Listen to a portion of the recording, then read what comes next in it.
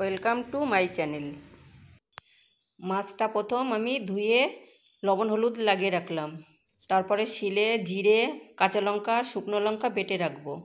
তারপরে কড়াইটা গরম হয়ে এলে তেল দিয়ে দেবো। তেলটা গরম হয়ে এলে কই মাছগুলো আমি ভালো করে ভেজে নেবো এপিট ওপিট করে। তারপরে একটু ঢেকে ঢেকে করবো যাতে তেল না ছিটায়। এবার ভালো করে ভেজে নিলাম মাছটাকে। এবার জলটাকে ফুটিয়ে নিতে হবে মাছের ঝোলে দেওয়ার জন্য। জলটা ফুটানো জল দিলে মাছের টেস্টটা দ্বিগুণ বেড়ে যায়।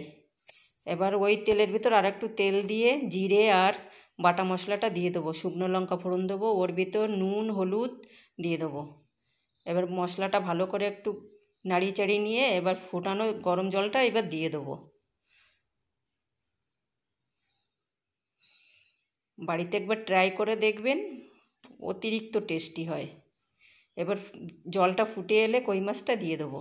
10-15 মিনিটের জন্য ঢেকে রাখবো। যখন দেখবো মাছটা বেশ সুন্দর, বেশ গাঢ়ত্ব হয়ে আসছে,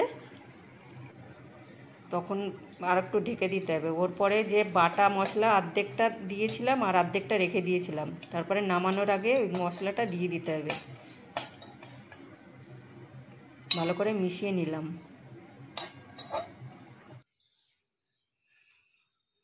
এইবার ওই একটা বোলের ভিতর কাঁচা তেল দিয়ে দেবো, সর্ষের তেল, সুন্দর করে মাখিয়ে নেব।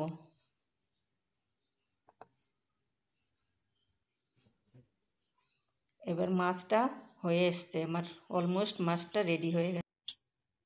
তেল মাখা পাত্রে নামিয়ে নেব। বাড়িতে ট্রাই করে দেখবেন।